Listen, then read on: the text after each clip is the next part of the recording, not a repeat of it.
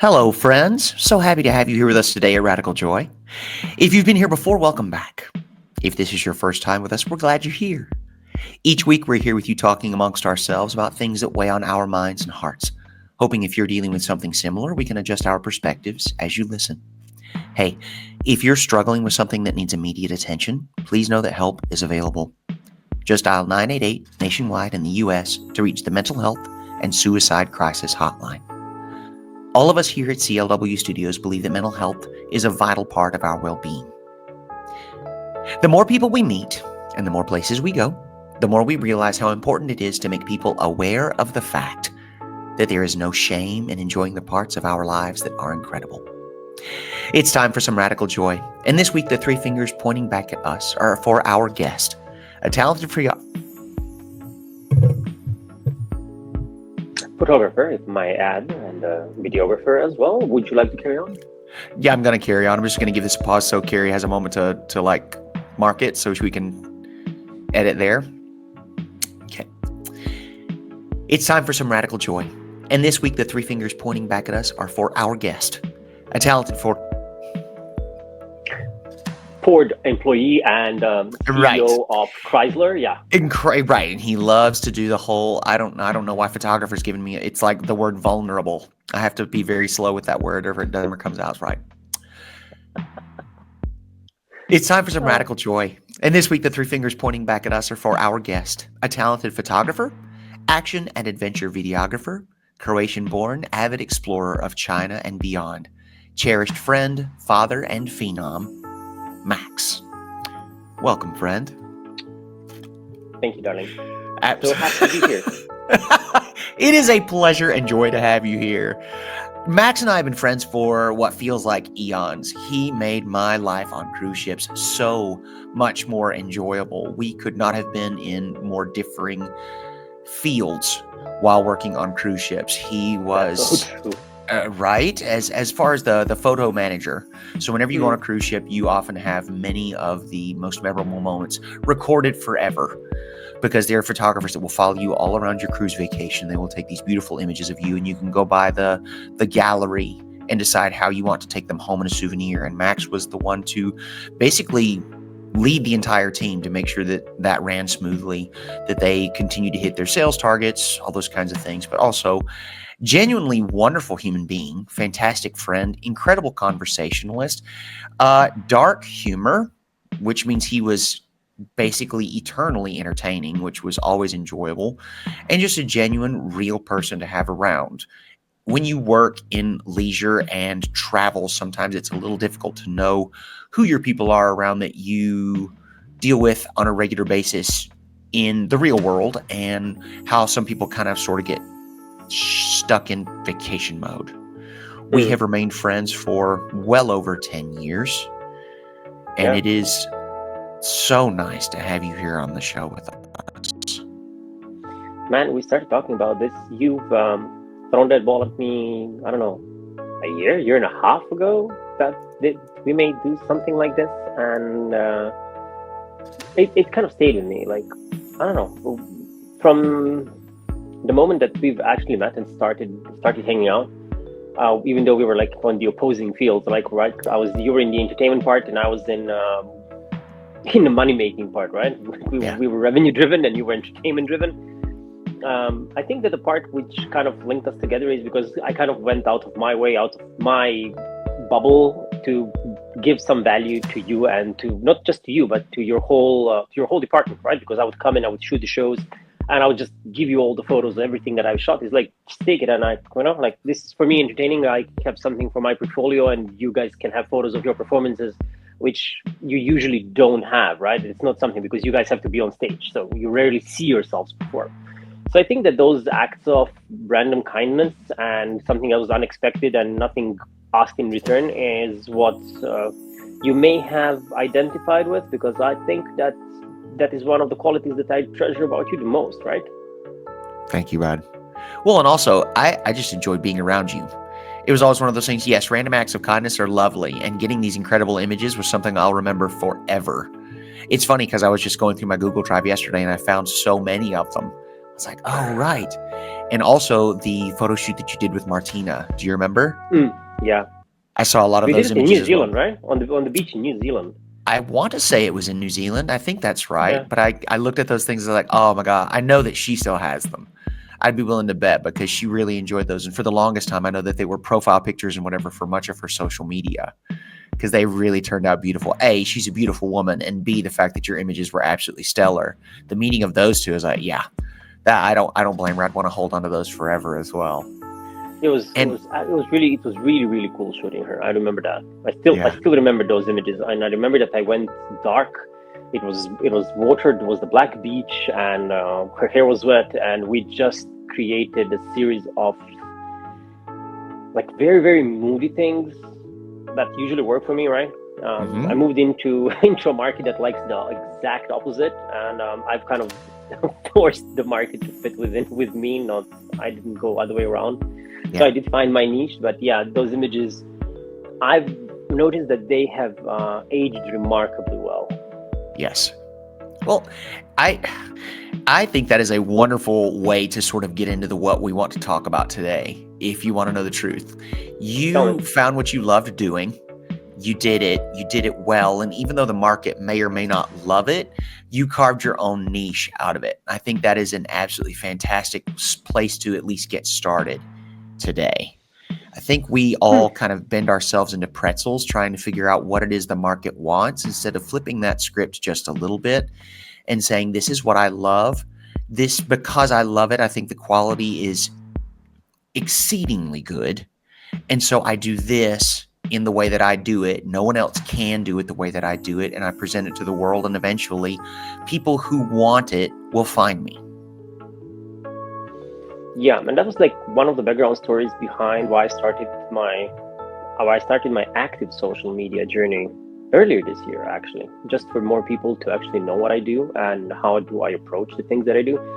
I started more of a chit chat to get to know my life and what I do around, and then I'm going to kind of start to add more of my work and stuff into it. So it's going to create some kind of a mix. You know, when you meet people for the first time, we don't actually start talking about politics, religion, and the more complicated subjects, but you start like with little chit chat of what do you like to do, where do you like to go, what do you like to eat. So my first initial videos are actually rotating around that with just sprinkles of photography and video inside of those videos, right? Right. But more people knowing what I do is actually I think it's going to be beneficial for the whole thing in general that I actually enjoy a lot and love doing.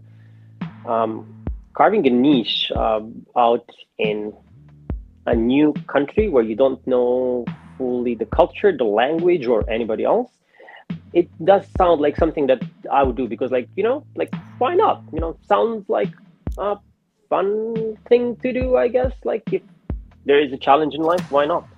So exactly. I took this one on, and it was it ended up being rewarding now, but in the beginning I was questioning my life choices, Yeah, and I think that's a really good point to make. I think if you're going after something, you need to realize this is not an overnight process for many, many, many people. If you're going to tackle the challenge, you need to understand that there's work to be done. There is time invested. And I think that I'm talking as much to me as I am to anyone else out there listening. If you want to do what your passion is leading you to do, please understand that it may take a moment to bring others onto your mission. True. It's one of those things, you do it as a labor of love for you. I know that Radical Joy started that way. I love getting the opportunity to do this every week. Is it one of those things that happened overnight? No. Is it still growing? Absolutely. I hope it will continue to grow as we continue to do this. We're starting season 3. I never would have guessed that it would have gone as long as it has. Woohoo! And it's just one of those things where, okay, you have to understand that this continues to build. And just like anything else, things built slowly over time tend to have a stronger foundation underneath them and will probably last longer. And you keep on doing it, and you keep on doing it. And regardless of what the results are coming in, like if you do something out of love, then the more tangible results are less important because this is like kind of one of supporting mechanisms that you have, something that gets you out of bed and something that gives you a reason to, I don't know, to look forward to another thing that is coming up your way, right? Yes, so agree. It is like that internal driver that you have to have something. That's why I have my camera, and I still take my camera and I go out and I shoot, and it just makes me happy. And without those things in life, I think we have a gap, which if you don't fill it with something that you love, usually tends to go that you fill it up with medicine. And that is just nasty. Searching for that thing that you love and you can't find it can be a very, very troublesome pursuit of happiness. But once you have it, you need to have something of that, right? Like whatever it is that is your like your exhaust valve that you can just like fire on all cylinders and let your being enjoy what you're doing, you know? Yes. It's pretty cool. Like just before I went to Croatia, I went on a trip to Xinjiang, and I went deep into Pamir Mountains, right? And the scenes over there, and what I've seen over there, like how everything looks like, you know, like I was back in those days when I was like a young photographer, like I would shoot almost everything, and then I would go back into the bus, download the images straight away and start editing and looking how it looks like. And man, that feeling, if you have that feeling, that's kind of spectacular. And I hope that anybody can find that. This is actually what I'm holding on to. That's what I'm holding on to. And being a photographer and videographer, that is not my original calling, right? You know that I have a master's degree in IT, and my mother ain't happy that I'm doing what I'm doing because like, oh, why did you put so much money in you and you're just an artist? Just an artist. Thanks, Mom. Yeah. No. I get it. I get it. Like, I do. You know how those stories go and how they, how the generation of our parents kind of perceives things. Yes. But it is up to us to like enjoy the loneliness through the process, because sometimes when we see something, we are going to be alone until other people see that, and other people are going to see it only when there are some kind of results. Until then, we are going to be alone and lonely, and we need to learn how to enjoy that solitude. We just have to be certain that we are on the right track, with the right journey, and this is what we are driven to do. And you just see where it takes us, right? Yeah. Otherwise, and that is so hard. No regrets, otherwise, right? Yeah. Oh God, no. Like there are days where I get job, right? What's up? Like I have something to fall onto, right? Like it's not that there is no options for me. It's just that this right now is something that inspires me, drives me, and it's something I want to do, right? So the working times don't matter. How much money I'm making, as long as I can have an okay life, I'm okay. I don't need like numbers. I cannot take numbers with me anywhere, right? Agree. Like one day when I'm on my deathbed, having people in my life who are like you, that I can just like, that is the film that is going to run before my eyes before I close them forever.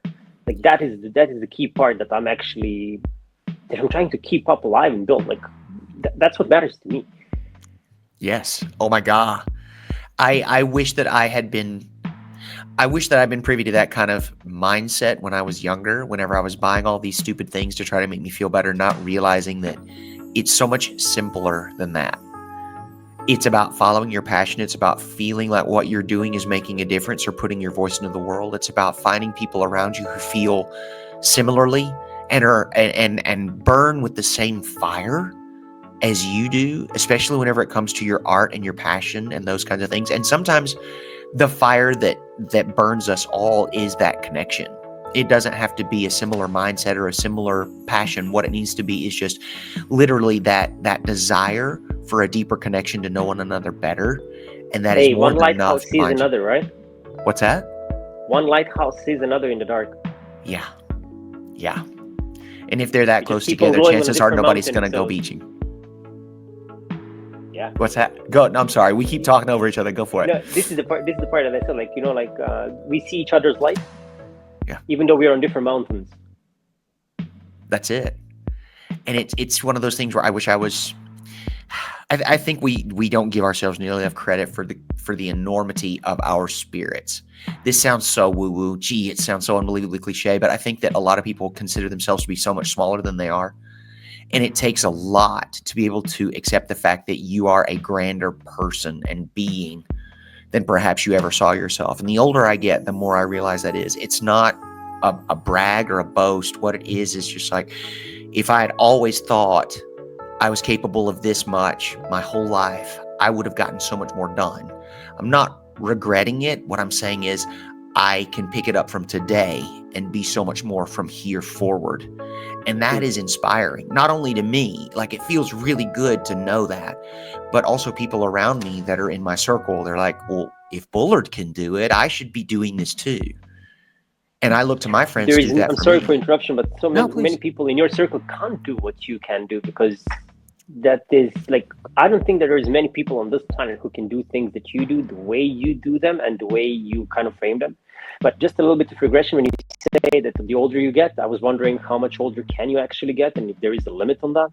So, like, there is a limit on that, you jerk. The sad part and the best part is it's both the blessing and the curse. Yes, there is a limit to it. The thing is, I don't know when that's going to be. So I got to fill all those days with as much awesome as I can muster. You see how I just turned that little dig into something nice? You see that? See, that part is what people can't do. This is the part. This is your talent. This is your beauty that you can actually. You just took this. You turned the ball into it, and then you Steven Seagal it back at me. Steven Seagal. Now I have a picture of me in a kimono with a terrible ponytail. Thank you. That's great. And I will also like to offer you another insight on. You said like, oh, I shouldn't have done buying all of that stupid stuff. Like, man, you had to thread the path that you had to go through, right? You walked down your path, and you were smart enough and open enough and kind enough that you could allow yourself the space and understanding there is space for growth, and then figure it out what it is, and then go in that direction. The things that you did before, I am no different. I bought stuff as well, and there is less and less stuff that we need to buy, right? Yeah. And you figure out that you can't buy everything that. Like, you can try to fill that hole up a little bit, but you figure out that is a bottomless pit, and it's just going to keep on going through and getting stuck in that vicious cycle of just buying stuff and trying to cover it in that way ain't gonna work. But you had to try it because you wouldn't know. Yeah. So Agree. you just go down that path, and that's fine. There's no right and wrong here. It is just you did it, you went down that way, and now you're here. If you didn't go down that way, you wouldn't be here where you are. Exactly. It's one of those things I never want to regret it. I just look at those things like, yeah, that was a time. And looking back now, I can admit that. I was like, yeah, that was just me trying to fill some kind of void. And the older I get, it's so funny because I'm looking around and I love my place, but like everything here is secondhand. Literally everything I have in this apartment is something I got off Facebook Marketplace for pennies on the dollar, because you need a place to sit, but it doesn't have to be something that you got from like, we have a really nice furniture store here. It's West Elm, and it's really nice stuff. But I'm like, I don't need that so much. If you do, great. If you want to spend your money on that, that's 100% your journey. For me, that blue velvet couch that I got from some guy off the internet, I love that thing. And what it does is, like, you talked about the West Elm thing, right?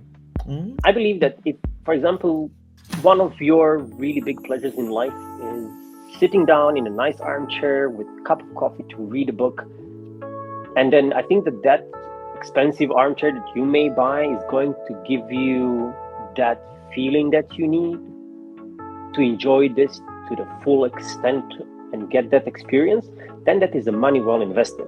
But if you just plaster stuff from West Elm across your whole apartment just for the sake of that being from West Elm, then I don't think that's the part that defeats the purpose of having it, right? But Agree. If you know why you have it, like for example, why do I buy things from Apple? It is just like using their stuff gives me the feeling, right? The tech gear, the cameras and stuff. Like I buy specific things from specific people because it gives me the feeling of using it. It kind of empowers me and streamlines my experience, right? It elevates my experience, because it is ultimately just tools, but these tools that I use on a daily basis, if they are the ones that I enjoy using, I'll be more prone to use them more and in a proper way. You know what I mean? I so do. That is it's money well placed, right?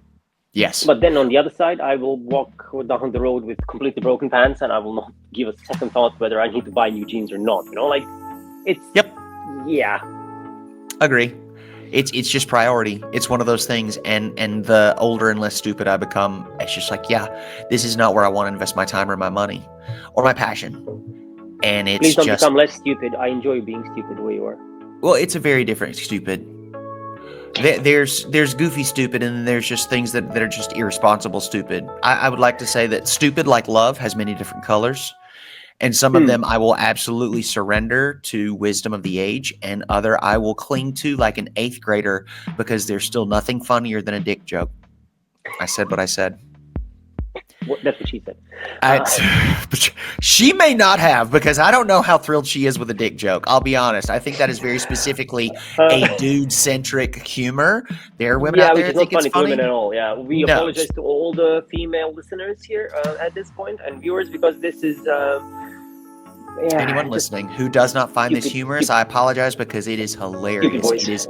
It's a very bizarre looking organ, and whenever you make jokes about it, I just think it's a scream. No matter how old I get, it's just funny. Never stops being funny. So not only are you following your passions with your art and your media and things like that, but also I see tons of fitness. Like, you and I both have our ups and downs. Like, we get fluffy and we are very, very strong, and then we get lean and we are very, very active. Where are you in your fitness at this moment? Because I know that you do the races and you do the Spartans and you do these kind of things. Like, what season are we in right now with your fitness? We are in the bulking season again. It's bulking season all over again. I spent 60 days back home with my parents, and in my family we don't converse, we eat, and this is how we express our feelings, is through food. So I have kind of dropped the fitness journey while I was back home, and in 60 days I went through with 88 kilos. I came back with 98, so 10 kilos in 60 days. 10 kilos in 60 days. Let me take a look. How much is that in pounds? That is a significant growth spurt, my friend. Oh, yeah, it is. It is. 10 Not 23? In LBS. Yeah, 22. 22? 22 pounds in 60 days, my friend. And then I've been here for now, I think it's about a week. I'm back in China. Mm-hmm. That the scale clicked at 9. The highest I was in Croatia was 99.9. I was almost onto 100 kilos, right? Right. And then it started, then I went down to 98 because I kind of started controlling myself. And I think when I came back to China, I started going back to my regular diet and the amounts of food that I actually eat. Right. And then it just starts to slowly go off. And once I finish up with the trip that is coming up next time, I'm just going to go back into my workout regimen again. I need to build up a new program and see which gym I'm going to use or where I'm going to go. Right. But just using these machines that are installed around the living area, like to do pull-ups, to do push-ups, to do squats, and to do abs, is like, you don't need a gym for that. You just have to sit down and get your ass to do it. Yes. This would be the primary kind of challenge, just to get my ass down to sit and do it.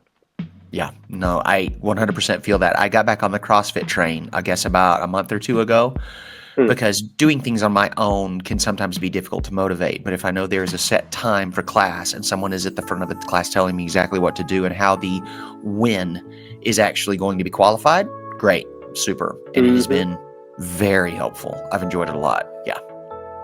That's a very important part. That you have this kind of a supporting mechanism inside of the group that you're doing this with, and that kind of drives you forward. I think one part of the problem is that group that I had has kind of got chipped off, and it's now into remains of what it used to be. People are not here anymore. They've left, and there is the key people are not there. So I need to find this motivation inside of myself. It's always been a struggle. Yes, it is a struggle. And I think I can apply that to a lot of the other things that I do. Like my work is often one of those things where I find a very difficult time. You and I were speaking before we actually hit the record button about trying to get motivated to get these things done. Once I get the momentum behind me, it's hard to stop me. But in the same token, building that momentum can be very challenging as well. Do you go through a similar situation with that? Yes, I do. And that is a part of my diagnosis with ADHD. Actually, the AUHD, like AU, I found out this past patch around when I was in Croatia. I did the second part of testing. The first part of testing for ADHD I did earlier in the year. And yeah, the stuff that you're telling me is what I've told my friend who got tested, and he told me these things back, and this is how actually the discovery began. Mhm. So yeah, the part to start and to get easily distracted and then start doing something else. Like I even made a video on that. Like I started doing something in the house. I had to go and edit the video, and I ended up cleaning up the fridge. Yes. Yep.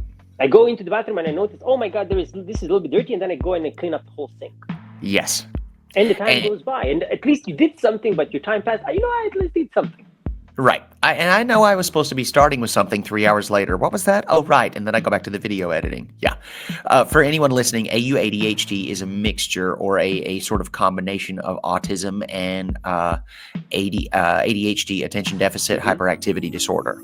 So I think that's still the terminology that they use for that. I think that's what the acronym still stands for. I don't want to hurt anybody's feelings or operate on outdated information. But just so anyone out there, if you start using an acronym, we want to make sure we let you know exactly what it is we're talking about here.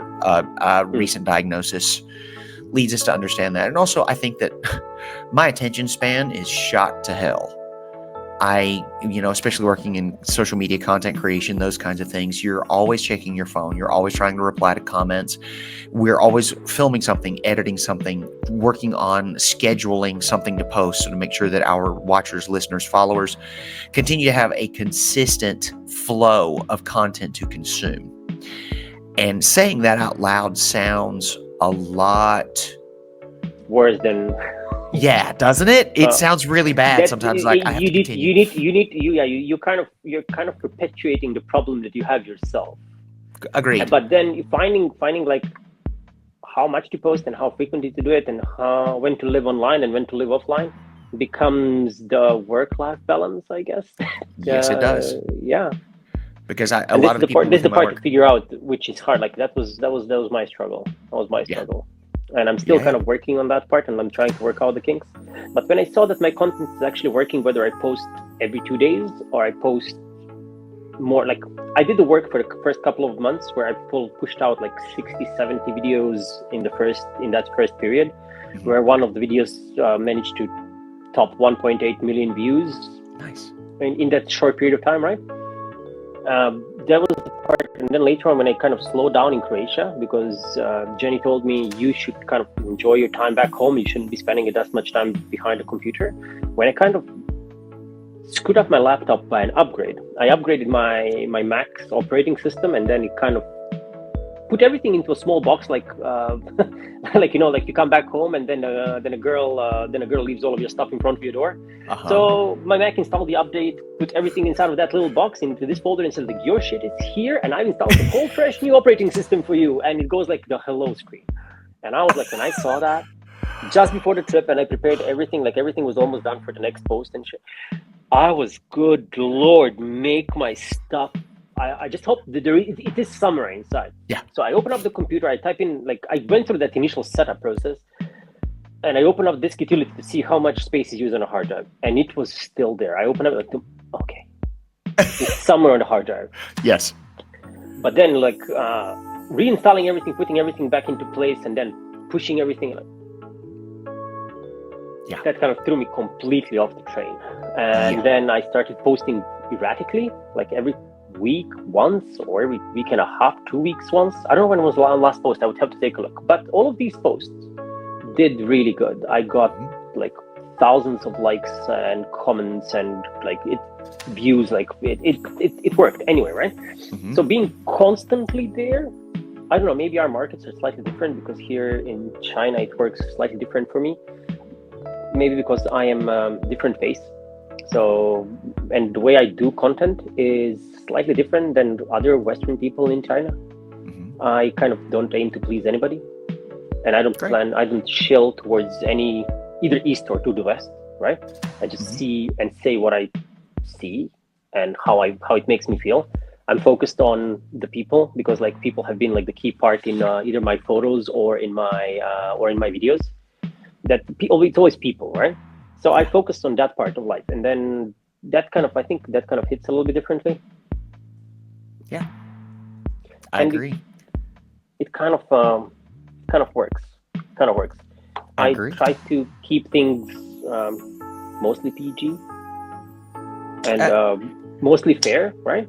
sure. And I'm trying to show some angles that people may have not considered. Yeah. I think that kind of also works. But I think that this kind of erratic content creation may be a part also of what I'm dealing with, right? Yeah. Because I cannot really focus on one thing just to like, okay, I'm just going to do food and I'm not going to do anything else. I'm just going to do food. I'm just going to do travel. That doesn't work for me because I would get so bored out of my mind that I would Yes. just stop doing it. Like, I think we've seen a lot of very successful content creators over the past couple of years, especially now that this social media market continues to explode. They burn out, and people that you yeah, love to see and their content that you love to see eventually they just kind of fall off the map. And then whenever they come back, you're so excited to see them, and then everyone rushes back to see what kind of content they're making. I think that keeping a nice variety is good, especially if it's something you love. I don't think they show up to see the type of content that you're doing, like if it's specifically travel or cooking or whatever. I think that they show up to see what you love because they love you and you are the brand, not what you're doing, that's the but the idea. fact Yeah, that you love it. that's the idea. That's the idea. Bingo. Yeah. Just I hope that I think that is the main challenge when you're going online is facing the fact that you may not matter at all. Yeah.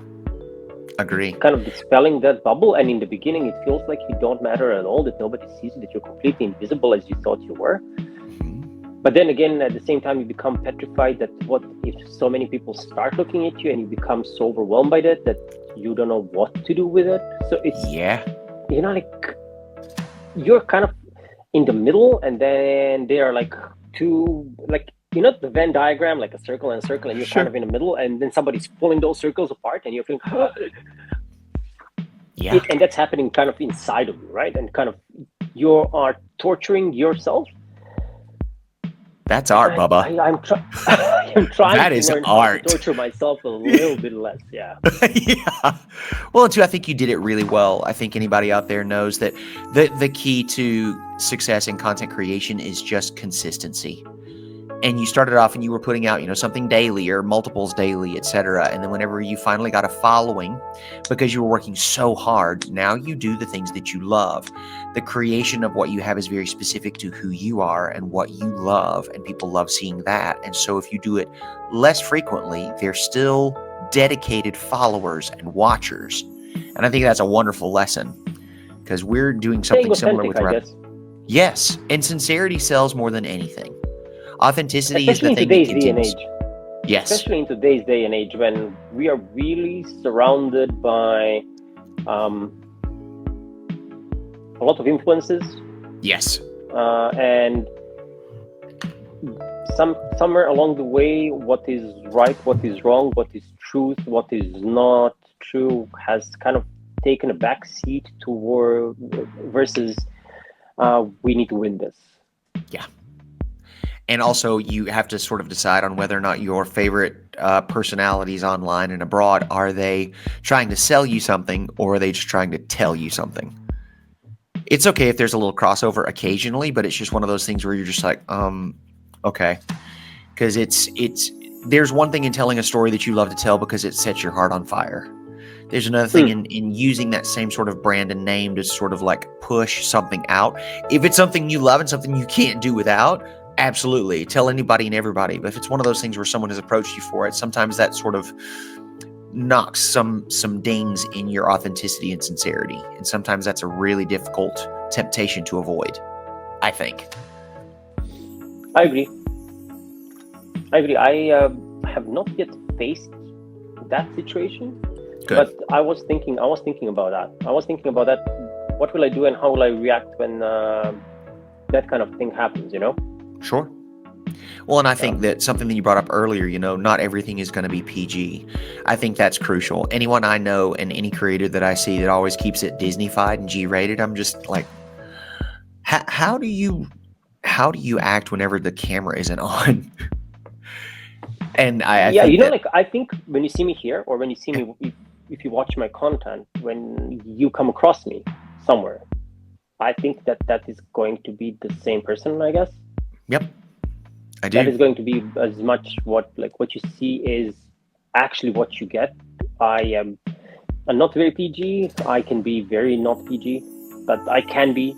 I like it depends on the situation and what I'm doing and how I feel and what time of the day it is and where I am on the planet and who are the people that are around me. Because like I kind of adjust to all of these elements that are happening, and then we just kind of grow into this.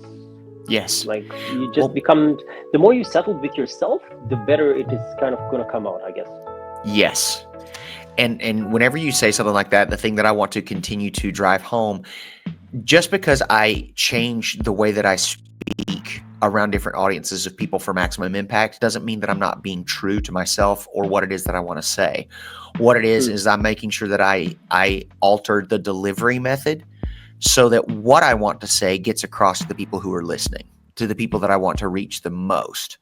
It's not that I'm changing my message. It's that I realize that the people that are listening need it presented in maybe perhaps a slightly different way. And I am adjusting my delivery so that they still get what it is that I want to say. A lot of people are like, well, you change for different groups of people. Yes, I do. Because different groups of people learn or assimilate knowledge in a different way. And I want to make sure that what it is I have to say that they're getting in the way that I want them to get it. You are not changing yourself and your values. You're just changing the way you talk, because you cannot talk the same way to a kindergarten kid and to an adult. Not saying that all your audiences that you're talking to are, some of them are kindergarteners, and I'm not trying to put anybody on a certain level of. Sure. Yeah, the I point didn't is take it that that you're way. just gonna you're just gonna deliver the message according to the people that you're talking to and based on your values that you have at a certain moment. And you're talking as a person who has traveled the world, and that is a very, very rare trait. And this is something that has to be recognized, because I don't know if you did the same thing as I did, but the more I travel the world, the more I figure out that one set of people cannot be right. Yeah. Right? Yeah. Yeah. Yeah. So in order, when you see different people and you approach different people, you have to talk in a language that they are even willing to listen to, because sometimes you cannot bring an idea which is too big to comprehend for a certain culture that you go and you walk into. But Yes. if you know how to talk about it in a different way, you have a more chance of getting and gaining some traction, so people would actually listen to it and not dismiss it out of hand, right? Agree. And what happens today is that we kind of started designated people according to labels or one wrong thing that they said, and then it becomes their whole, like, that person is just that.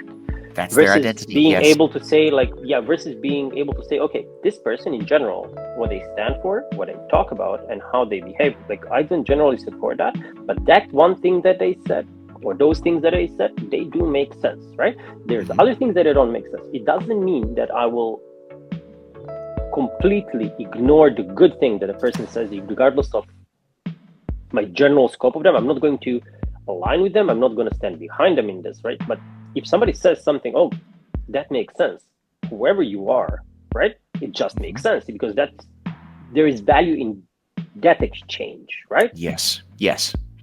And I want to start looking at that. I think it's really important that we get caught up in the art of humanity instead of the math of humanity sometimes. And what I mean by that is the idea of people is often something that can mislead you because it's very subjective, wherein the math of people is very much cut and dried. The things that you believe in, the things that you say and do, and the tenets of certain ways that you live your life, I can 100% support. Others, maybe not so much. So the things that I can, I put in a column, and the things that I can't necessarily support, I put in another column. This person's value is based more on the things that I can support. I can overlook some of the things that they don't support. Whereas if we look at it in more an artistic standpoint, you sometimes throw the baby out with the bathwater. I'm just as guilty of this as I can point at anyone to say. It's just that I have to continue to look at the calculus of the situation. Whenever the balance becomes too much in one direction, I have to make a decision on how much I keep them around any longer. It's not a fixed thing, right? Yes. a constantly moving and an evolving thing. So you have A to spectrum. constantly do the math, that you have to constantly be engaged in order to ascertain these things in real time. You can't Yes. just put a label on it and then throw it out and say like, nah. Exactly that. We're always talking about that here at Radical Joy. I hate a label. It's really difficult to avoid it because I think a lot of people go the short route. If I put a sticker on it and say, I like this, it's always in my pocket. I put a sticker on it and say, I don't like this, I discard it, never to be looked at again. I think that's a huge loss. We're always talking about reassessing things like our dreams, our goals, where it is we're going, what it is we hope to accomplish, because we continue to move through eras of our lives. And that constant mathematical calculation is what keeps us on top of what is going to serve us best this moment. It's tiring. Go ahead. Yeah. You need to escape. You need to escape those echo chambers that we set ourselves up for. Yeah. And you have to always be searching for the things that are in the opposite side of your belief spectrum. Yes. Just in order to have the balance between one and the other. Otherwise, you're going to lock yourself up in an echo chamber, and that's a very, very dangerous path to go. It's a slippery slope, and Agree. It doesn't lead to anything good. Agree. And I'm guilty. Oh, I'm so guilty. And here's the thing. I would like to put an and on that. You need other opinions. You need opposing opinions. I mean, diametrically opposed. The thing is, you need to make sure that you find someone who can speak about that from the opposing side of the argument on a level that both of you can really get behind. It's not just the content, it's the delivery, like what we were talking about earlier. I can't talk about someone who has a diametrically opposed position or opinion on a stance if they cannot speak about it in a way that can really argue the point. If someone comes to me with something that is just completely and totally 180 degrees opposed to what it is that I feel, I need them to come to me with sources and reasons and something that is very much supported. Opinion often does not work in a situation that's really important. What I need is the reason why. I need it to be backed up by some sort of source Not material is yes. Yeah, lack of emotion. What I need it to be is something very factually based. I need it to be very data-driven and oriented. So that when we're talking about something like that, that I can look at it objectively, it's like, okay, great. Again, there is the math of it instead of the humanity of it. It's like, great. Yes, let's talk about that. And sometimes that's hard to apply. There are certain I think things that in a nutshell, you have summarized up your whole country right now. Really? Huh? I would never have guessed. You really summarized it quite well, right? Because I think that the biggest problem facing the country that you're living in right now is the fact that everybody speaks English, and then automatically everybody assumes everybody's the same, and yet the people are so different. And I think just because you have a common language, it's an automatic assumption that everybody thinks the same, feels the same, are the same. And your nation is woven out of so many different threads from different continents that it is just impossible to think that just because everybody speaks a common unified language. And I think that this part of the ability to listen through in the face of this is the only unifying factor that you may have, because we know what has happened and we know how things have gone down in the current state of affairs. I think that the biggest problem is that one part of the people have not been listened to. Okay. The world was spinning too fast for them. They've pulled the brakes. And they said, like, we need to be heard as well. Cannot be only just one set of people heard.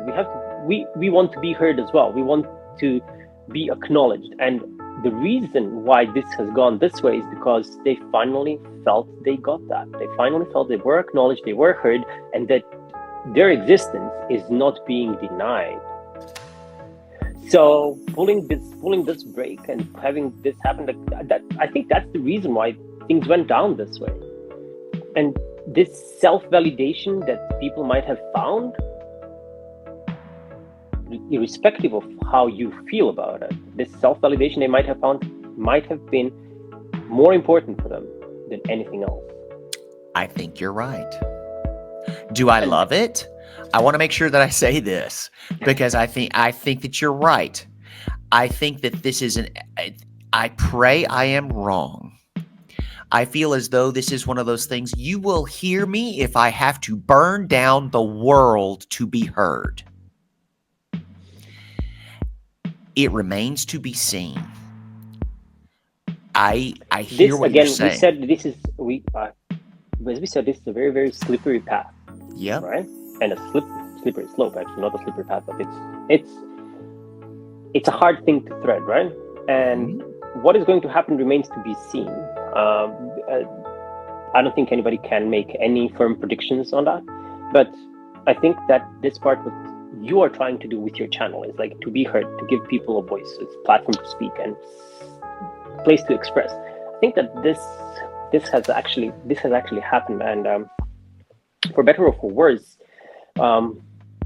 this is where the world is right now. And I think that this part, if we have listened more to each other and kind of really gave it a thought of what the other side was trying to say and how validate the way they were feeling, maybe like that would have given more of a common ground, because currently it's a very, very, very clear division in two echo chambers. Because regardless on which social media you go, and when you start reading that, whether you go to the left or to the right, this is something like you can see repeating patterns, and everybody's closed up in the same kind of an echo chamber. And then I think there is people who are in the middle and are wondering what is going on.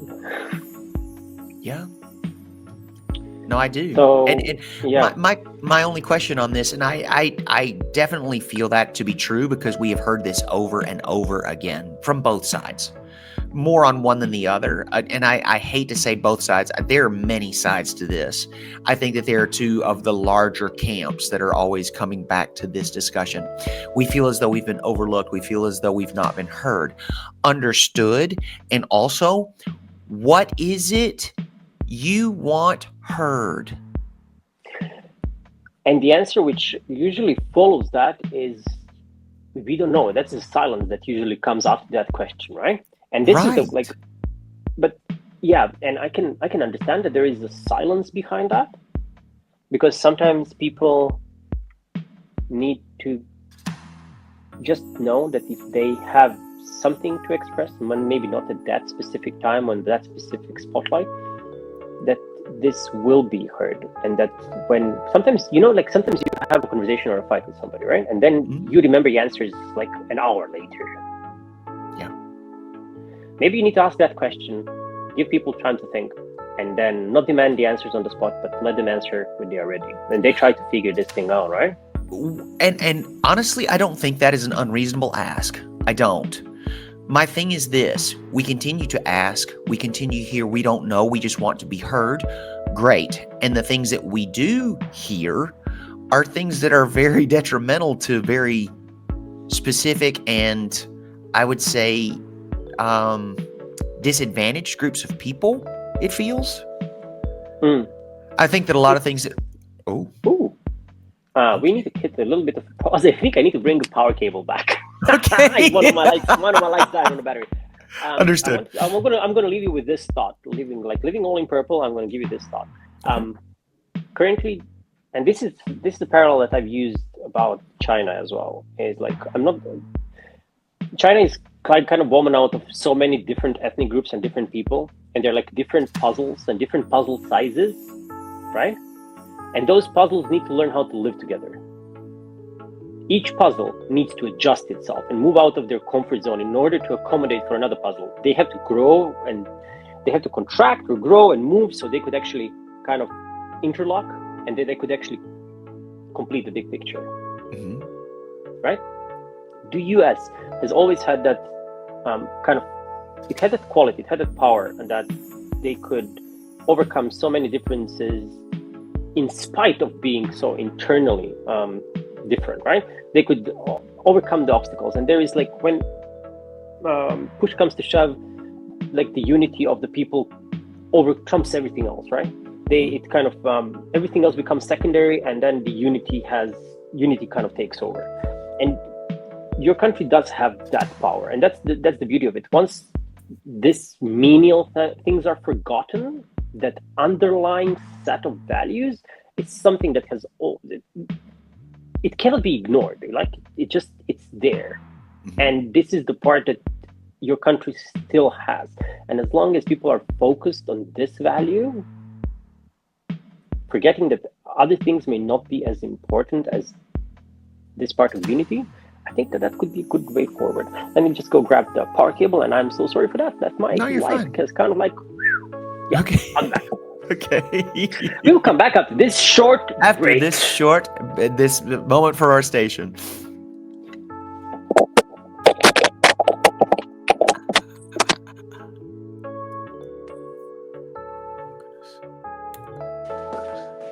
For the light that hasn't been charged for months, this was actually okay. Oh. All of a sudden, your sound got much, much better.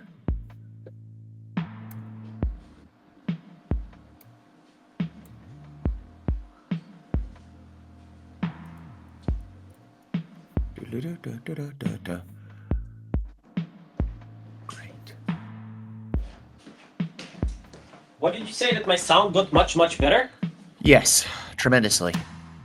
Really? This is like a built-in microphone from the iPad. It is significantly better than what you were using on your earbuds. Okay, I will then use that as a microphone and not the buds.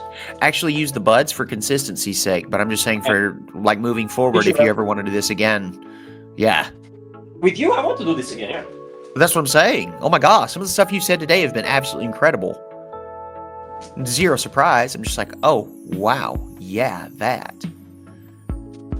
Give me more of that. Please? Yeah, one sec.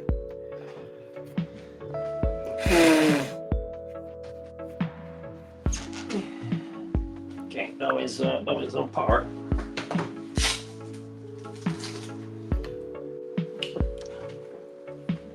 Oh, this is soft. You can plug it there on top.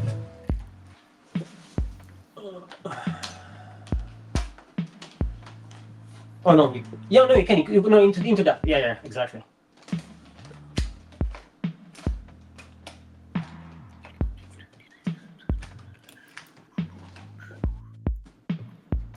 And we're back. And we're back. So, oh wait, what do I have here? Oh, good lord. These are the acorns here. Like there's the acorns that my daughter put inside of my shirt. Uh-huh. I just discovered them. Of course. There's like a lot of these. In the pocket, in the shirt itself, where? Oh, I stepped away for 1 second. What did I miss? Oh. Max's lighting went to a very specific shade of purple, and I was like, oh, all of a sudden we are in Amsterdam. Got it. And so we reset so that we could get it all put back to what it was. So there's going to be about a 5-ish minute moment to edit out. Oh, yeah. Right there in the middle there, please, Gary. Yeah, we're back. Yeah. Now, what you were saying earlier, I 100% agree. We definitely have a unity issue, and something that you mentioned earlier, like just because everyone here speaks English, you think that everyone is communicating the same. That was a while earlier in the conversation. It was groundbreaking. That's not the case. My thing is, like, we continue to try so hard to be heard and understood, and I get that. And I think that the thing is, being understood is one thing. Accepting what it is we understand about another is a different conversation. I think there are still some folks. I think that there are a lot of perceived problems in the United States that just aren't a problem. It's just a fact of not letting someone else's life influence yours. I think we have a lot of topics that really work people into a froth where I'm like, if you don't like it, don't do it sort of situation. Not everything that I do, I don't have expectations of other people loving or wanting to do themselves. If you don't like gay marriage, don't get gay married.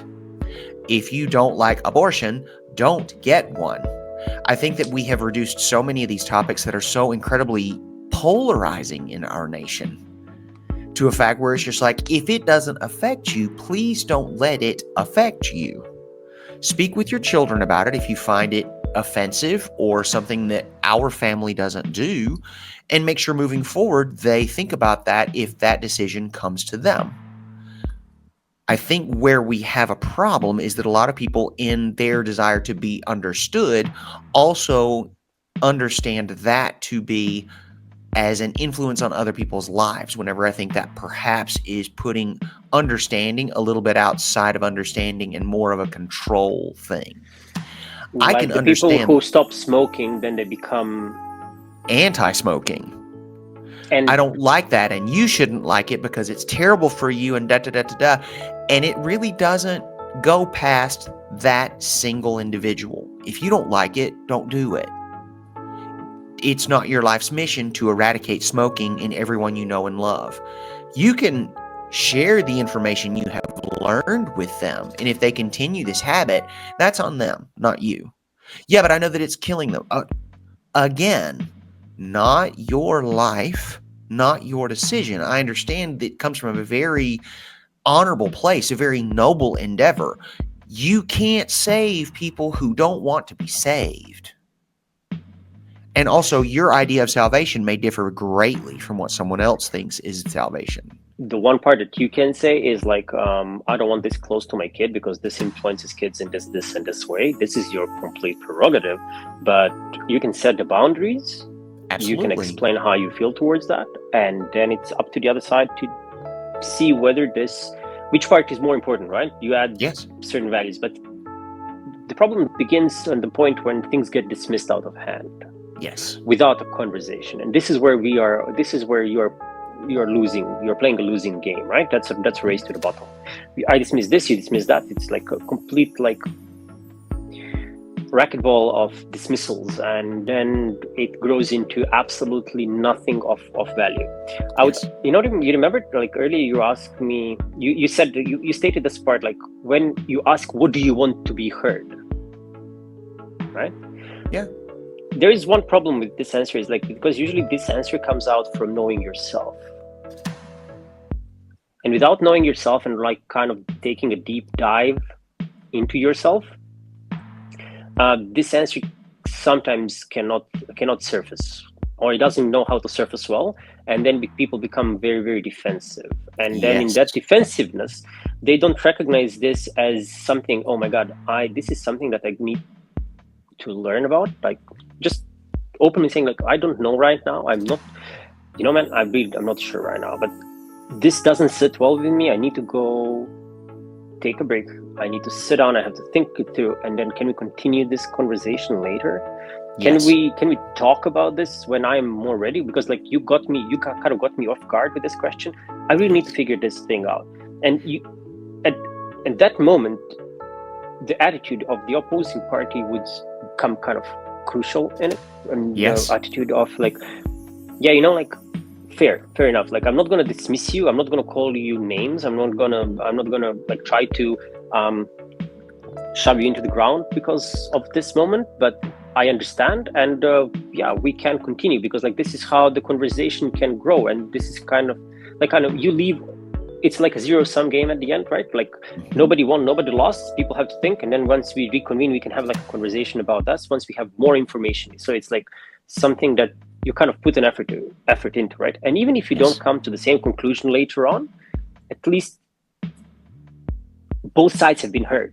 And that's just it. I think we're putting so much emphasis on the conclusion, and it isn't the conclusion that anyone cares about. Yes, people have a vested interest in having their opinion, their side heard. Some people are much more aggressive about it, and some people expect everyone to be swayed. And I think that is a less fruitful goal from the conversation. Something you mentioned, and I think that would be a great offer. If you're on the side where you're like, well, what is it you want me to hear? Like you said, that puts people on the defensive almost immediately. What I would say, if you're trying to get that person to come forward with what it is they want to hear in order to avoid burning the world, that we can say something to the effect of like, okay, well, this is not a question you need to answer specifically today, but I want to know, where is the line in the sand? Like, what is it you want me to hear so that we can all move forward? Because right now I feel as though that we're all in the car and you refuse to get your foot off the brake. And that sounds accusatory, but it's not. What I want to do is put this in your mind now so we can visit it later to know what it is you want to put in the world to be heard, so we can all perhaps cautiously, tentatively move forward so we don't have to worry about the things that are happening now happening again in the future. Things that we've seen happen in the past that were devastating. How can we change that so we don't have to deal with that again? I don't want a rerun of that.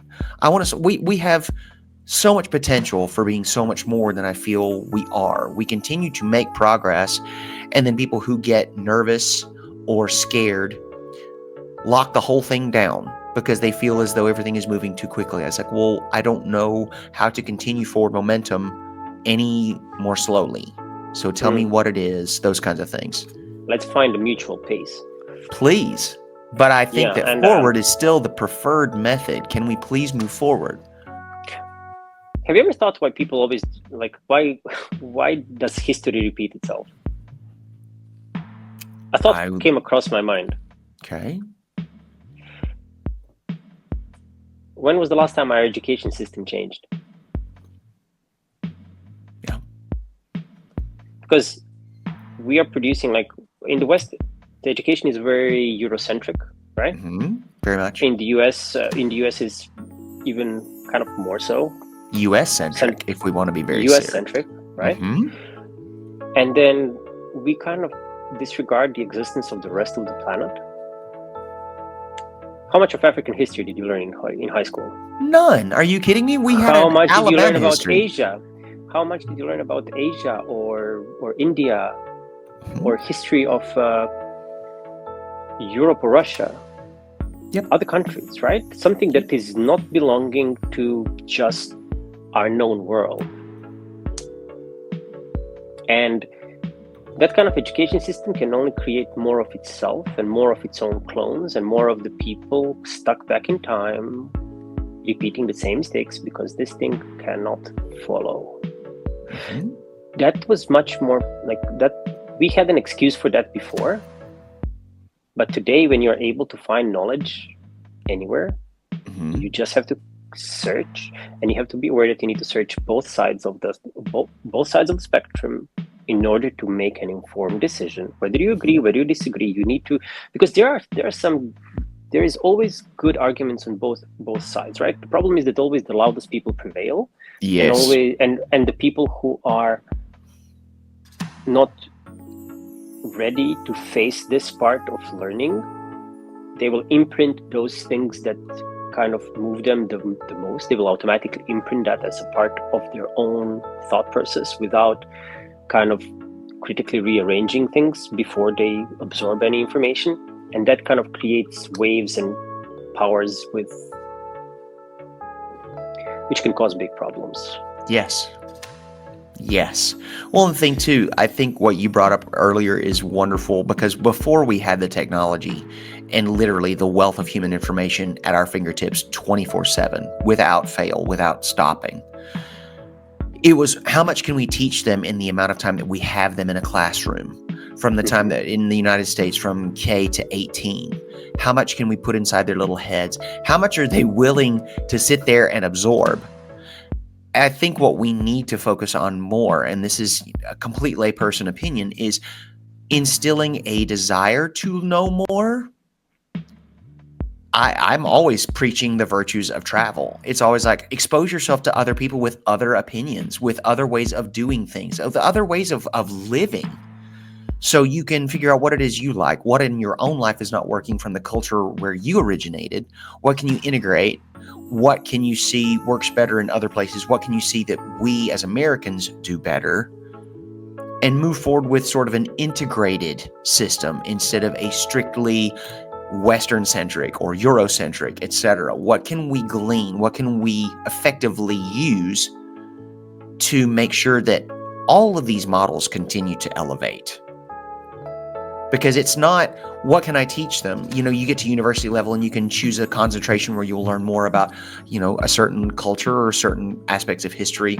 But I think a lot of people will leave academic institutions and may never pick up another book, may never search for anything like this. People keep talking about men in the Roman Empire. It's like, okay, great. I know whenever I was growing up, it was World War II. Like, there were so many guys in my school that were just like obsessed with World War II. I was like, okay, great. I mean, it's great that you know so much about this. Can we sort of broaden this perspective, your passion for learning, to learn more about something instead of just this very specific era of American history? Because the capability is there. We have the ability to assimilate more knowledge and have that influence who we are as people moving forward. I think that we need to leave ourselves just a little bit more open to it. Like what we were talking about earlier. What is it you want to hear? What is it that you're saying that you want to be heard above all else? What is it you want to learn above all else? What is that you find the most interesting, the most enriching? What are your base values as a human? What are your building blocks of yourself, and what are you, based on those, how do you want to lead and kind of craft your existence, I guess? Because once you have those building blocks set and you know that these are the ones that you want to go with, right? That's where you start building these parts. What you want to be heard, what do you want to speak about, how do you want to be heard, what is the part that kind of resonate with you that you want to put out, right? Yes. Because sometimes it's a way easier path of just absorbing everything when somebody else has done this part, and then you just take theirs instead of yours. Okay. Copy and paste is not a great idea. Copy and paste is not a great idea unless it is literally aligns with your values. But like if you take somebody else's value because you haven't developed yours, just like you swap them out, swap pieces around, that can create fragmentation in your own personality, I think, and that can be a painful process to reverse. Yes. Sometimes it's very hard to admit that you've been wrong, but that doesn't really hurt a lot, because you just say, I was wrong, and then I just want to not be wrong anymore. I want to change my opinion, because why wouldn't I change my opinion? I've heard something new, and there's new information. There is something that kind of, moves me in a different direction, and I was wrong, and now I want to fix this part in myself that I wasn't right. Yes. And I would love to give even more grace to that if I could. If we have found new information, if someone has that big of a problem with being wrong, I'm going to give that even more grace. I'm going to be like, okay, super. You were operating on an old set of information. You were operating on a set of core values that were installed in you at a very young age. And now that we have new information, I give you permission to move into a new era of evolution. Now that you know something different, now that we all as humanity know something different, I give you permission to integrate that into it. And some core values that no longer serve, put them on the back burner. And now new values that you found, new priorities in your life that you've set, you individually, because of the things that are important to you, we continue to build on that and make that more of who you are and continue to grow into it. Being wrong is difficult. I've got a really good friend, and I've mentioned this several times on the podcast. He says, I want to be good at being wrong so that whenever I learn better, I can do better. Mm-hmm. And I think I would love to make sure that I give that out there, because some people, honest to God, they will kill themselves in order to prove themselves right. I have several friends like that. I am often like this. I'm not throwing that pointed finger at anybody. I'm putting myself in the same camp. I want to be better at it. And if you just absolutely can't do it right now, hopefully you'll grow into it. Super. You weren't wrong. You just learned better information, more information that gave you more to inform your opinion and your core values, and we move into that part of where you are now. Super. Because wrong, again, like we were talking about earlier, puts people on the defensive, and it's really difficult to integrate new information and grow into something better whenever you're on the defensive. You've got to stay open to more and new and better information. Yeah. Who said the part, like, I would never die for my principles because I could be wrong? Yeah. and principles, God love them, they continue to shift, they continue to grow. And people say, I want to be steadfast. I'm like, wonderful. Please understand that even the oak continues to change. He grows. His roots may not move, but he continues to grow. And this is the thing, is like sometimes even in a country like China, where people are predominantly of the same looks, same race, right? Even though there's like, China is a country woven out of many minorities, it is really, really hard to find this common ground that we talk about, right? Even inside here, it's hard to find the common ground. And when you try to make that kind of a census of how we're going to move forward, whose values are going to be taken into consideration? How are we going to build this system where we will, like, who gets to decide, and why does this set of people who get to decide? How can we find this common way forward? And this is the part where things get complicated. So many voices arise, and that I think is especially visible in the US, because it's a country made out of so many people. Yes. Yeah. What are the factors that are going to dictate of how things are going to go, and where they're going to go, and how which new set of values are we going to use for ourselves to describe ourselves when we have outgrown the old ones?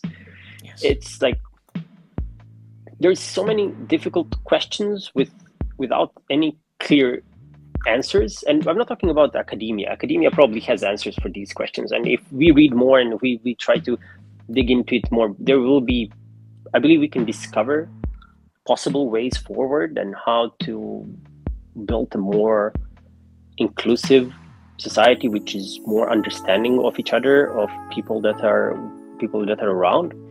But that requires constant development. You can't stop growing, you can't stop developing, regardless of your age. When the world is changing this fast, it is very easy to fall off the wagon. Just like you and I fall off the wagon, and we kind of fail to remotivate ourselves to go to the gym. But it's so easy to motivate to grab the chocolate bar.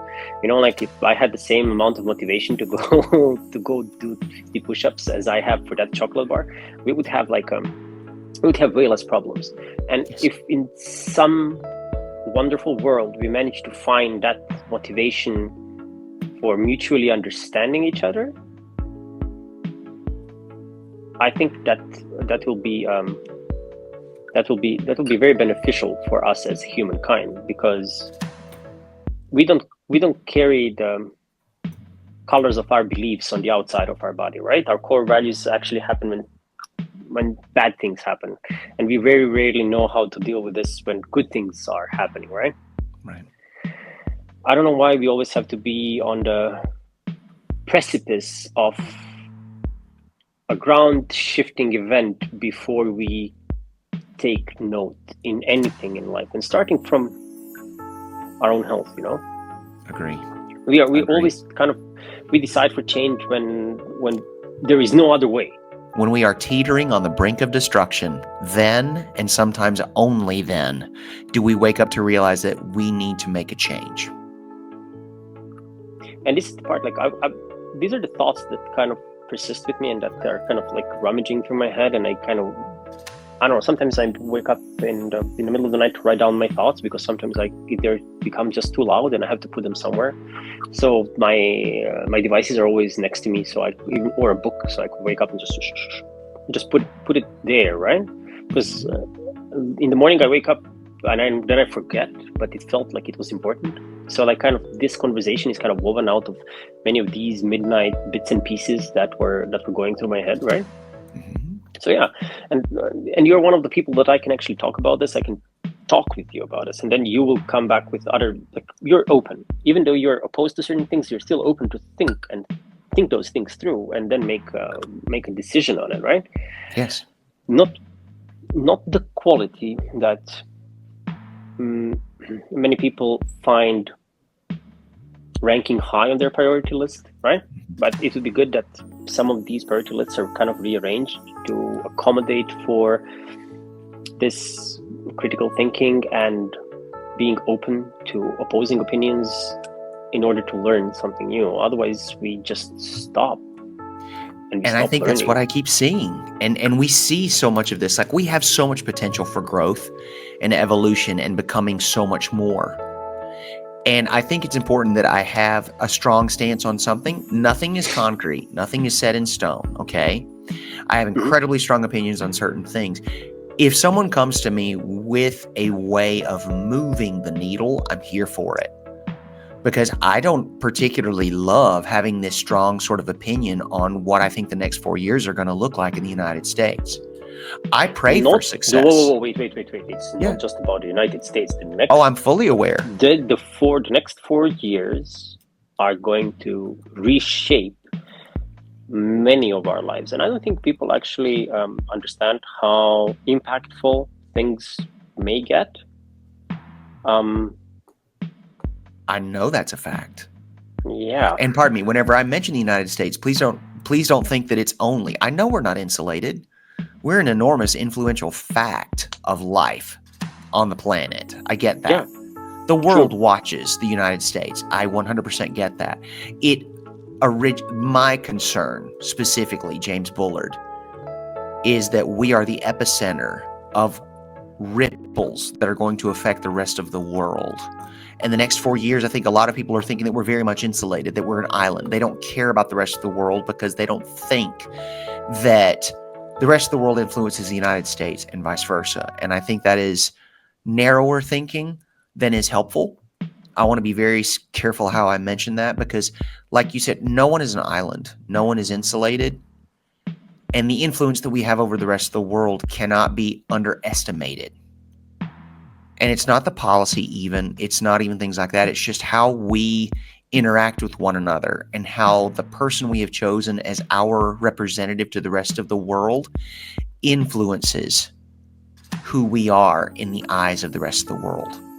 I want success for us. I do. I want Donald Trump to do an excellent job for the United States. His success is all our successes. In my mind, I have a somewhat rigid idea of what success looks like, and I am curious as to whether or not he is capable of helping us achieve that. We will see, and I hope that there are systems and people in place that will guide his leadership in a way so that the rest of the world can move forward. There is a very noble thought behind that you just put out there. And yes, one person who manages to create a sustainable system for everybody else is going to be instrumental for how the country is going to be perceived and what kind of influence it is going to exact over the rest of the world, right?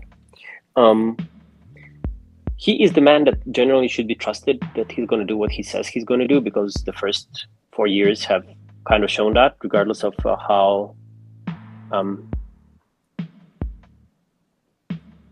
outside the box his general ideas were, right? Mm-hmm. And I am not sure whether that is a good trait or a bad trait. I mean, it's good that he can be trusted, that he's going to do what he says, but I don't always align that whatever he says is for the best, if you know what I mean. I do. And whether I kind of hope that he has the ability to say, I'm sorry, I cannot fulfill this promise because I figured out that this will not work or this is not good enough, and then have the explanation behind that. Right. If this kind of ability exists within him, then there may be a chance. And this is where that grace that I mentioned earlier may come into play, because I do not see Donald Trump ever doing anything like that.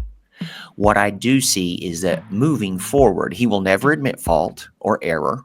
What he will do, hopefully for the good of all, both in the United States and worldwide, we have new information, and now we are taking this in a different direction. He'll never have to admit that he's wrong. I'm fine with that. If I'm honest, I don't want to sit here on some sort of hill upon which I must die to say, no, he needs to say he was wrong. No, because I'm not so foolish to think that that's the only way forward. What I would like to say is that when presented different information that would be more beneficial to more people, he will move in a different direction and say something like that in order to justify it, or just honestly take action in a different direction. Delicious. Perfect. You don't have to say it verbatim. I was wrong. Right. No. It's just show through action. You change direction. Exactly. Yeah. Perfect. Because like this is like, I can tell you, like here where I live, you will not see people talk about stuff like we talk in the West. They will not come and they will not say things were wrong. They will not seek corrective action. They will not seek feedback in the same way, or you will not be able to receive feedback in the same critical way that would help you there on the spot. But things change from within. Yes. Things change from within. Things change through observation. And I can say that for the last 7 years that I've been here, even 10 coming and going, things are internally changing. People are internalizing a lot of things over here, and they are not dealing with the same thing as we are dealing with the West, but the change comes from within, and that change is very, very visible. They don't talk in the same way as we talk and discuss. It is not going to be, I am wrong, we will fix this. But it will be, no, nothing is wrong, everything is okay, everything is fine, don't worry about it, it's fine, it's okay. And then the work is going to start, and then everything is going to be ironed out on the surface, which doesn't mean it has been shoved underneath the rug. The mound is still going to exist. They will be aware of the mound, and they will try to, after this has been done, go underneath that, like under the rug, and try to smooth things out. Of course. Try to smooth it out, right? This is the country that has been, 50 years ago, it was Hungary. And it had way different 2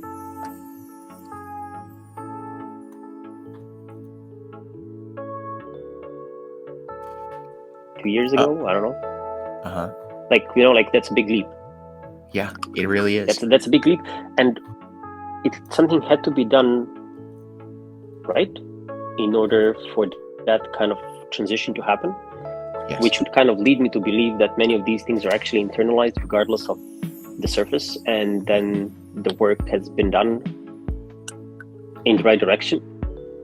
And discussing the governance types really doesn't matter, because there is no single perfect governance type that we have out there. Yeah. There is a need for a new unifying one based on the core values that we were talking about, and figuring out what are those core values that are actually important. And then going onwards from there, right? Yes. I can understand why people here are generally satisfied, because in the same generation of people, you have people who remember how it used to be hungry, and today that there is no. They've lived through the change. Like when people talk about China speed, like people have lived through that China speed over here, and they've kind of embraced this, and they've learned about the world way more than the world has learned about them. Yeah. Agree. And this is the part where people think that people here don't know, but people here can see outside, and the people from outside cannot see here. And people from here, using different techniques, can learn about what is happening on the outside of the world, and they can make the informed decisions. They can compare, because they understand their own country, they see their own country, they see what's happening outside, they can do the math, right? And in the West, we get the information through different information sources, and when the light travels through different prisms, that it changes shape, direction, and everything else, and then you can paint it in different plots, and you can choose, and somebody chooses and picks your information. It is very hard to figure out what is right, what is wrong, and if somebody constantly feeds you with a certain type of information, you are more prone to just believe that part and not to question. And this is the part where we are playing the losing game. And I can tell you that this part of the island that you talked about, that the US is an island, that is what happened to dynasties across the world. If you remember, like Qing dynasty thought that they were on top of the world. Mayas and Aztecs thought the same thing, and they thought that being on their own, everything is going to be fine. Japan thought the same thing. Holland. There's so many. The Great Britain, like it's one of those things where empires continue Great to Britain rise and stepped fall. off, like Great Britain stepped off its perch quite gently. They did not. Mhm. They did not. They did not get their head stuck in the sand, right? They were not like what happened to some other great civilizations when they were not ready for this. And the current situation in the US and how it is being closed up and without looking at the world, it kind of reminds me of that of the Qing dynasty before the Great Fall. All of these things can be changed, can be remedied, and there is no point of no return. Like the only point of no return is a couple of people pressing red buttons and launching things into the air, and that's the point of no return. But everything else besides that, nobody can tell me there is no point. There's not such thing as point of no return. Yep. Agree. What did Tom Cruise say in Vanilla Sky? What was that cliche? Every day that sun rises is another chance for turning things around. Was that something like that? But It has been eons since I've seen that movie. Yeah, that kind of stuck with me. Like, so it may be similar to that, something in those lines, but yeah, every day is another chance to turn things around. It just comes down to that, to see what will be happening, because either it is going to be people who are going to say like, okay, we proved that things can be different, we change things and things are going to be better for everybody. Yeah. Or it is going to be a very, very hard look into the mirror and saying we were wrong, which usually doesn't happen. And then again, we've seen in history how these things play out if people are not ready for that. And this is not so long ago, the things that were happening like that, with people not being ready to admit that things are wrong. So yeah, let's hope that recent history doesn't go into the repeating pattern, because we were too proud to make the change, right? And like you said, like I'm guilty of that as well, and I'm trying to, just in a relationship between me and Jenny, right? Sometimes admitting that you are wrong, that you need to change, like coming from that basic thing, right? Inside of your home, inside of your own four walls. This can be hard. Let's imagine on the global stage of things. Yes. But then there is those sunken costs, either in time or in resources or everything, that is really hard to admit and let go of. It's hard to abandon that once you've invested so much. It's true. Yeah. Because you go so deep, it's hard to once you've reached a certain point, to admit that perhaps this wasn't the exact path I wanted to take and I should change my direction. Yeah, but you've already I understand that. And now I know differently, and I'm going to change this in order to assimilate this new information and move forward. I think that I'm more prone to accepting that, because I've been living my life and changing it for 180 degrees more regularly than most. So often. I would argue, right? I've started from scratch many times in many different places. I don't know what would be the reason behind that. Am I kind of scared of success in one place, and then I just kind of set myself up to restart somewhere else and start the journey again because it's exhilarating and it gives me meaning and purpose? I don't know, like maybe this is not the right thing to do as well, but it does kind of help you see things better and figuring out that what I was doing before doesn't have to be what I'm doing now, and it doesn't have to be what I'm going to be doing tomorrow. So when people tell me, do I see myself staying forever at one spot, I say, like, I have no clue what is coming up next. Right? It's always so funny to me whenever I tell people that I'm going to be changing something, like, oh, is that forever? It's like, how do you even ask that question? I have no idea. I don't know where I'm going to be in 5 years. I don't know where I'm going to be in 10 years. I don't know when I'm going to kick the bucket. You continue to ask for, oh, is this forever? And it's just, so many people have that mindset because they want to just lock into something and make sure that they know something about you. That's the last they're going to learn about this, and that is the truth from here on out. I'm like, I think we're looking at this a little bit differently. I've got a big move ahead, and they're like, oh, are you going to be there forever? It's like, what? How many times have I moved in the last 20 years? Why would you think that I would be there forever? I haven't been anywhere I've been forever. And yeah, You've literally just said I need some time and space to figure this thing out, and I need to take it right now because I don't know what I'm thinking right now. I need to go into a neutral space.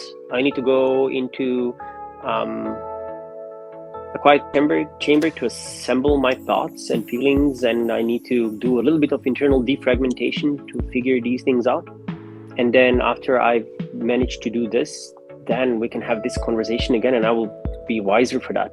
But staying where I am right now is not going to be helpful to either me or the surroundings, and I can turn out to be bitter, sad, and nitpicking on things that I maybe should not be nitpicking on, because there may be some moves and agendas and stuff that I would otherwise appreciate, but I cannot see this with a clear mind right now because everything is weighing so heavily on me. So I need to go somewhere and I need to reassemble this. I need to reevaluate things, and I maybe need some distance to figure this out. Exactly. Yeah, and that's almost always my MO. It's just take a minute and reassess. We've said that a couple of times during this one. Let's take a minute. Let's just take a minute. Let's reassess. Yeah. Max, thank you so much for joining us here today, buddy. For any of all of our listeners out there, so many turns. Right? These always do. That's part of the reason I love it. We're probably going to break this into at least 2 or 3 episodes, which I love. So in that way, they took very specific turns in very specific spots. And our editor, Carrie, she's going to take... We had proper inflection points. Absolutely. And that's the best part of it. As long as we know where to turn or where to cut it off and start the next episode, delightful. So anybody and everybody that want to learn more about Max and what he's doing, we're going to make sure that we have all of his media links in the notes for the show. So please make sure that you go there and see if that's something that you would enjoy. I love it. Quite frankly, the images and some of the media that he puts out there they're so interesting. They are a very specific brand of humor. So hopefully you'll enjoy it as much as I do. If this is your first episode, go ahead, bud. Yeah.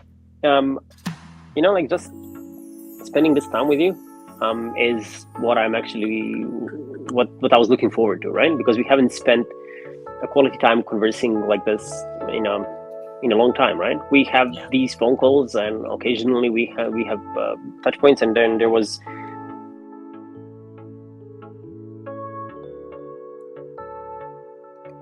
we had to talk about things in life and what's going on. And when I said that we should do this more frequently, I really do feel that we should do this more frequently. So if kind of this device pans out into something that we can do on a regular basis, I'm game. I'd love it. As soon as I get landing, I would love it, so we can figure out something to do more frequently. I agree. And thank you for having me here. I really enjoyed talking to you. And I hope that if we need to do something more structured, we can also do that. I think we can also follow the script, but today we just walked into it, and let's have a conversation and let's see where it takes us. And that's exactly what happened. That's the way we do it here. If this is your first episode of Radical Joy, welcome. We're so glad you're here. Thank you for joining me, my friend Max, here on Radical Joy. If this is not your first episode, welcome back. What an incredible time to be here with us, just talking about the world at large, micro, macro, zooming in, zooming out, and finding out all these things. If you are a person who likes to review, please make sure you leave us a 5-star review on whatever platform where you're listening. Make sure you take a screenshot. Send it to us so we know that you're listening and enjoying Radical Joy. Share it with your friends. Word of mouth is easily the very best advertisement we could hope to get from you. As always, friends, thank you so much for joining us, and please never, ever forget, love you all.